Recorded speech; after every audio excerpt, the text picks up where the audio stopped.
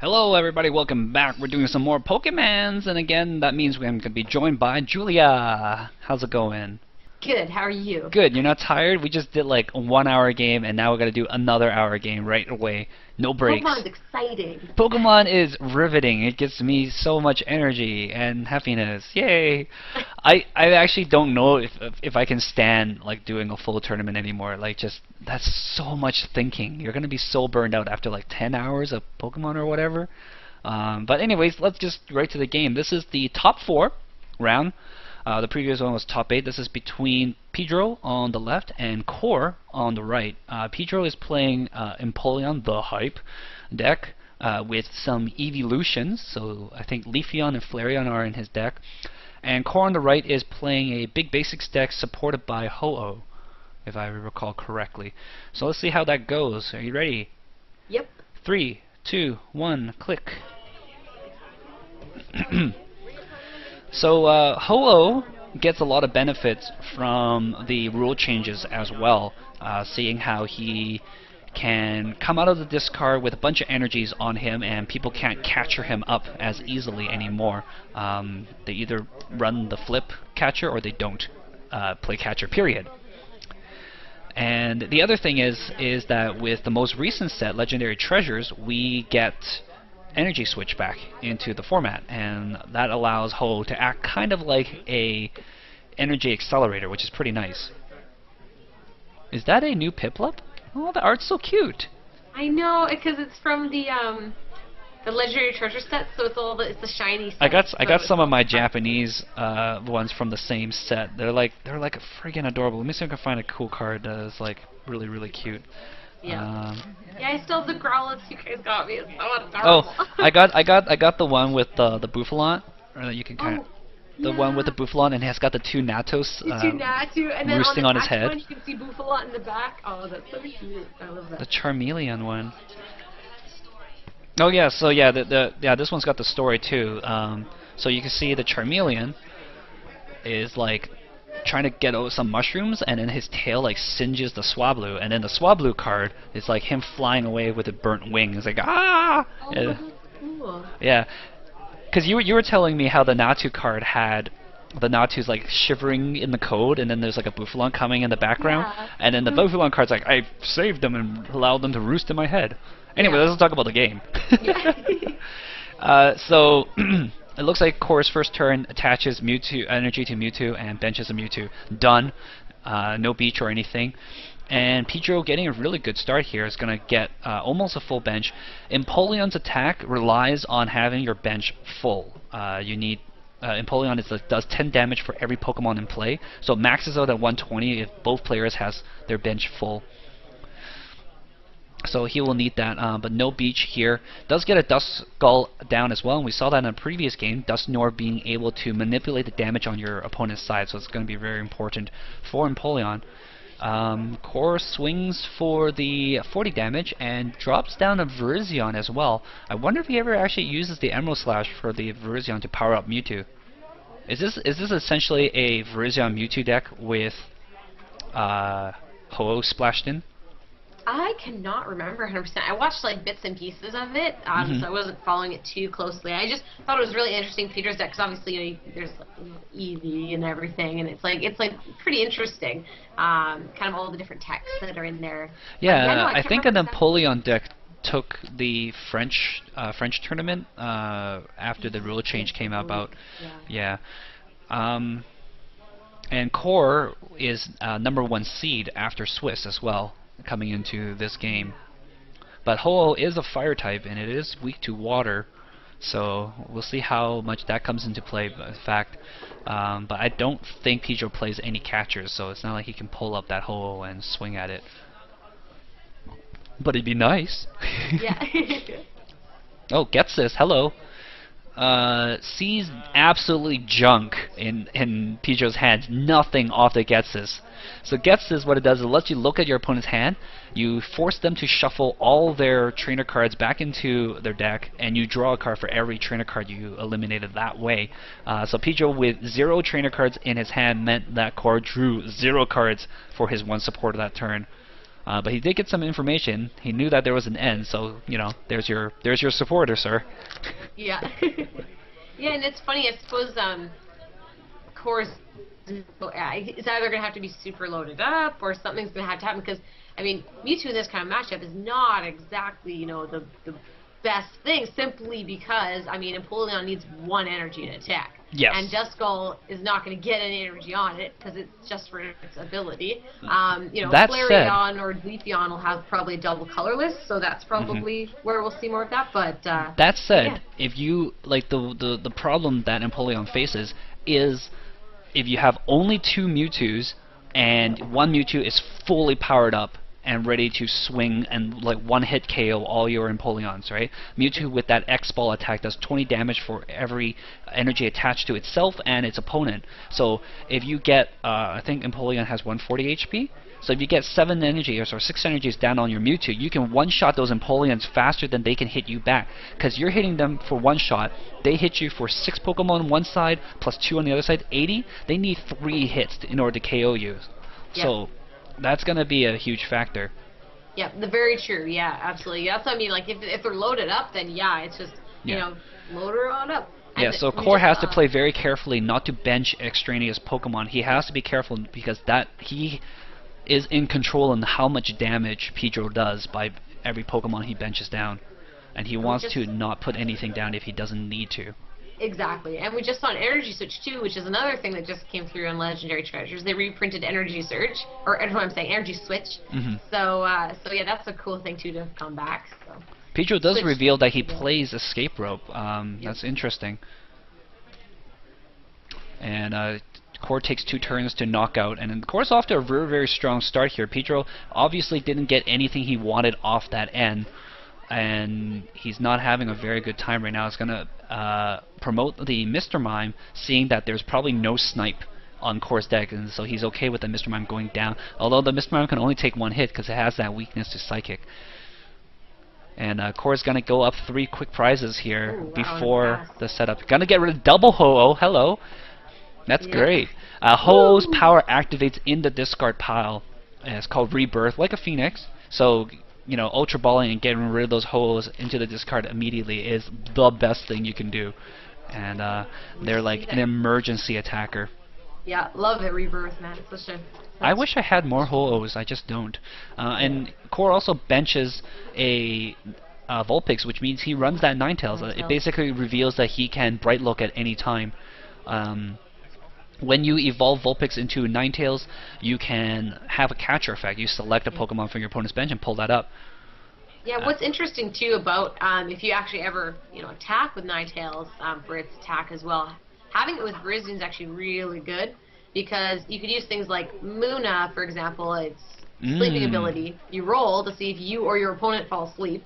And if you end up falling asleep, well, if you've got Virizion and a Grass Energy, you don't have to worry about it. Because Virizion's ability is any Pokemon that has Grass Energy attached cannot be affected by special conditions. That's true.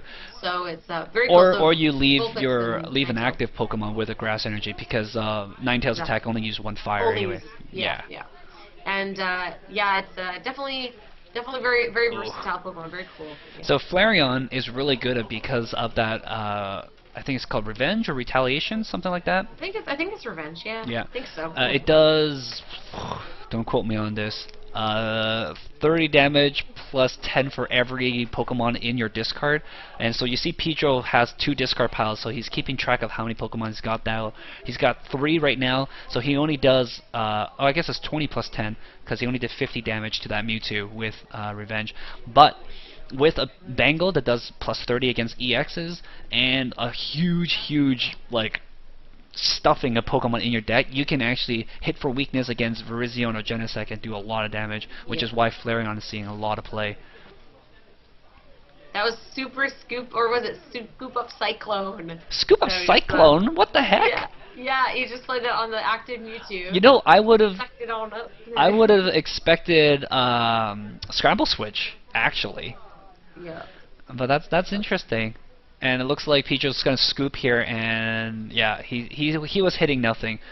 One of the problems early on for an Empoleon deck is that if you don't get your Empoleon set up, your deck runs very few supporters. A lot of Empoleon players, when they build their deck, they take into account Empoleon's ability, which is Diving Draw. You sack one card from your hand and draw 2 cards out of your deck. And being able to draw cards like that, you know, they basically run fewer supporters in their deck because they rely a little bit, maybe too much, on Empoleon's Diving Draw ability. But we did see Pedro was running Execute, which has the ability of going from the discard back into your hand. It's like a rebirth into your hand, but it's guaranteed. Which is great with Diving Draw, right? Which is great with Diving Draw, because you can throw that away, draw 2 cards, pick it back up, and throw it away for another Diving Draw if you have another Empoleon set up. And you can, if you have all 4 Empoleons down, you can basically get 8 cards every single turn, including the one you draw at the start of your turn. And that would be 9 cards in total. And then you also get a draw support if you really, really want to. So it becomes like a huge thing. But if you don't get any of your Empoleon set up, you don't get that benefit, and you are stuck with a deck that has fewer than the recommended amount of draw supporters, which means, you know, it's a vicious cycle. If you're not getting them, you're not gonna get them because your consistency is them, kind of thing. So Pedro got a lot of Pokemon off the start, but was just dead drawing in his hand. That N that he played really screwed him over because he just got nothing out of it and was not drawing into anything. Plays N right off the bat. He chose to go first. What are those sleeves that he's playing? Are they Vanillux sleeves? Can't tell. They look like they're Reshiram Zekrom? I can't tell. Maybe. I can't tell either, yeah. They could just be some. I just saw that they're blue, so I assume Vanillux. But I could be wrong. I could be dead wrong. Oh yeah, they don't look like Vanillux. Yeah, it looks like, Zekrom and like a Reshiram and like people, I don't know. Things cards. Of the sorts of tangs. So 2 Piplups come down, 3 Eevees, gonna attach an energy down and pass. Pedro really probably wishing that he has Tropical Beach at this moment in time. And Core reveals the Suicune, which is totally not helpful in this matchup. Well, the Suicune, it has a safeguard ability that prevents it from being damaged by EXs. But Core is also going to toss the Virizion, seeing that there's no laser beams in Pedro's deck, so he's pretty much not going to use Virizion's ability. And he's probably going to go with the basic idea, which is to pump up that Mewtwo and swing as hard as he can, as fast as he can. Plays the end, which probably helps Pedro there, because Pedro was on 2 cards at the end of his end, and we did see how hard he had a hard time drawing previous games, so that end might actually be a big difference maker in this regard. But Core had no energy in his hand, so he needed to end anyways. If it doesn't really matter if your opponent's dead drawing, if you're also dead drawing. Yep, yeah, oh yeah, I've definitely had games like that where, you know, you have no supporters and you attach energy pass, the opponent so their hand draws a card, attaches energy pass, and you just sit there passing back and forth. Down to DCE, there you go, yeah. Swing. Do it. You know, with the rule change, I have this bad habit right now. When I go second, I don't attack because I think I can attack. Oh, yeah. And I'm like, it's my first turn, I can't attack, right? I'm like, no, you can't attack if you're going second. You just can't attack if you're going first. It's the first turn disadvantage. It totally throws me off. Like I was working. It reminds me a bit of Yu-Gi-Oh that way. Yeah, I was working with the Darkrai, and I'm like, well, I might as well not attach my energy to the Sableye because I can't junk hunt anyways. And I'm like, but I could have, and I just forget. I'm so terrible. So third end coming down. Every good end deserves another. But those ends are actually, Pedro will want to conserve them because fully set up Empoleon with N is so amazingly strong, especially if you have that Execute in the discard pile. It's going to get a second energy down here, and we see the Execute in his hand. Nope, actually that's a Leafeon. Leafeon there obviously for Terrakions and for Keldeos and for Blastoise. Yeah. But I doubt he's going to be swinging into Blastoise, seeing how he has no catcher-like cards in his deck. Leafeon, doesn't it have like special energy or something? I can't remember. I know that's Drifblim as well, but Well, how does Leafeon it needs a do? colorless, just one colorless to do damage. It does Oh. does 20 damage for every energy attached to all your opponent's Pokemon. So Mewtwo comes Ah, down. that's what it is. Yes. Okay. Yeah. Interestingly Oh. enough, Pedro chooses to play Mewtwo. I know that some people playing Empoleon like to play Mew, and with Mew they can attack command or copy X-Bot in order to respond to a fully loaded Mewtwo, and it's kind of like a tech designed to take out that fully loaded Mewtwo. But if Pedro hits a DCE here, which he probably runs for the Flareons, he hits a double Yeah. colorless energy, he can attack with that Mewtwo and KO Core's Mewtwo. So he's playing his third N here, so we're not going to see those late game reliably. No. Yeah. But he needs that double colorless if he wants to swing. But Just Pedro's are crazy. Pedro's like, this is just crap. This hand, not so good. You might even say it's subpar. Yeah, Pedro definitely likes to use those ends. In the top 8 match, I believe it's top 8 anyways, he was against Eric, and I just caught a little bit of it, and it went to sudden death, and he, at first turn, he ended, no, and both of them to 1. Yeah, but if he has Empoleon set up, it's going to be good for him. No, it was turn 1. Oh, jeez. Yeah, turn 1 of sudden death, and... We're just seeing ends going left and right here. 3 thrown for yeah. Pedro, 2 thrown for Core. Almost everybody runs 4 ends in your deck because they're so strong early game, they're so strong late game. And they're a really good draw supporter.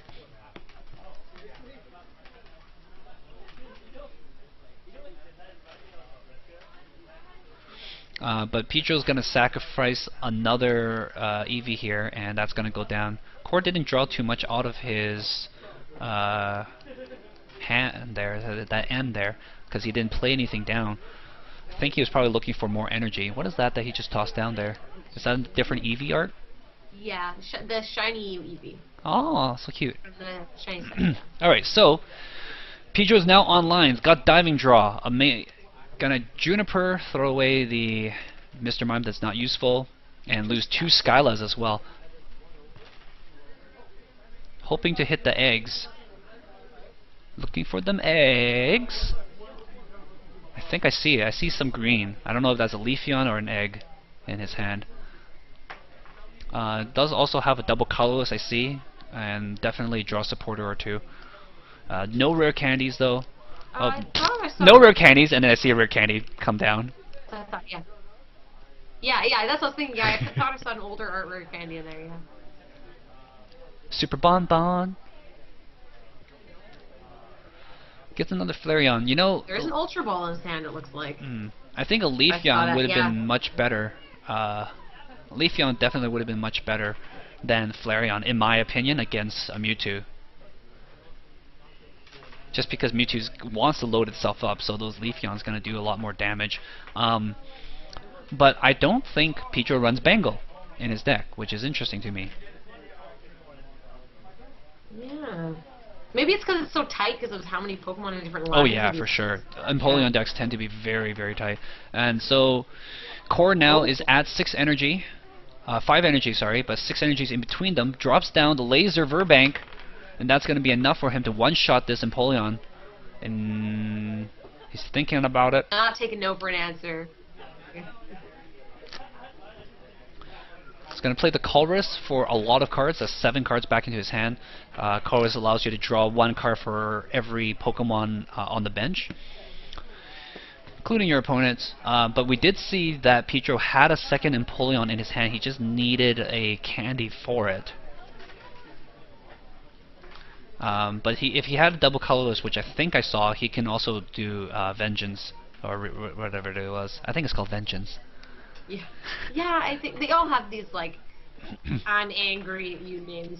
So, Yeah. something like that. Yeah. Scary face. Yeah. Me look. Oh.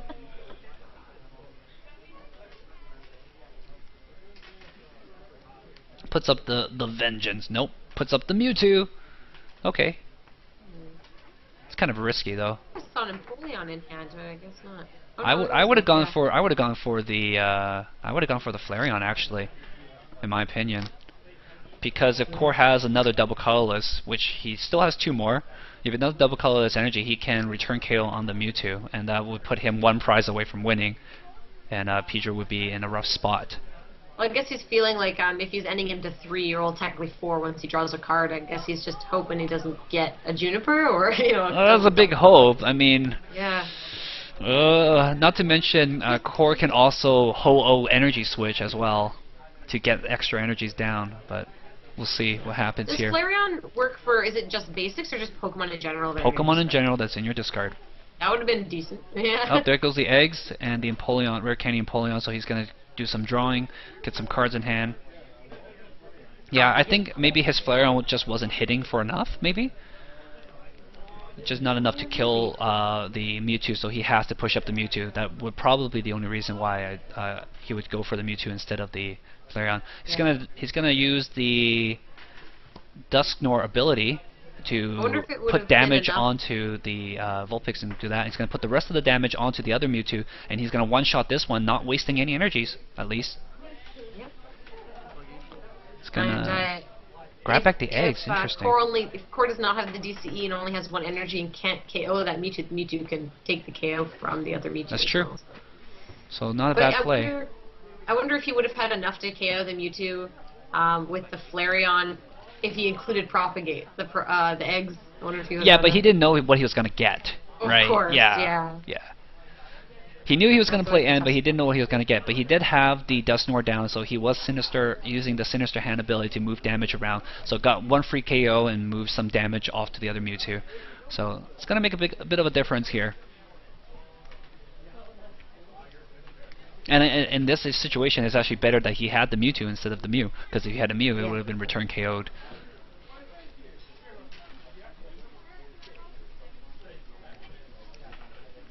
Man, there's just so many Pokemon in his deck. That's good. I mean, a lot of Flareon decks play 20 plus Pokemon in their deck, in a deck of 60 cards, right? The original Flareon that we saw in, I think it was the top 16 in Worlds, by Dylan North, I can't remember. But he had like 25, 28 Pokemons in his deck. It was a ridiculous amount. Yeah. Let's get 1 energy down. Junipers. I'm just wondering if... Oh, there's the DCE. If he didn't attach it, he could have done the knockout. Oh, yeah. Core. He should have just YOLO'd. Yeah. I know I would have. He's like, nah. Should have YOLO'd. Yep. You knew you were gonna draw into energy anyways. You know, off the Juniper, you're definitely gonna draw an energy. Why would you attach at that point? If he just did not attach, because you only get 1 attachment per turn. So if he just Juniper threw everything away, he had a chance to get a double colorless, but he would almost definitely have at least 1 energy in his deck. He's got energy search for the fire here. He might have an Ultra Ball, Ho-Oh, maybe energy switch. That would be his only prayer right now. But I don't think I see that. I see another Juniper in his hand. He has no other Pokemon. He's scoop up Cyclone for the loss. Yeah. Scoop up Cyclone for the loss. No Pokemon's in play. Unless he has a Ho-Oh already in the discard, but I don't think he does. Go for the Rebirth. I think he has to. Because no, that's GG now. He swung and that's it. Yeah. Oh yeah. That's GG. 2 DCEs in that Juniper hand. Oh yeah, I think he knows that he misplayed there. That was actually a very, very crucial move. Like his entire hand was energies. But even if he did get that KO, Pedro did have the reply, probably retaliation, or he has a chance to get those KOs. But a core would be just 1 prize off. So yeah, who knows? It's gonna be an interesting game 3. Mm-hmm.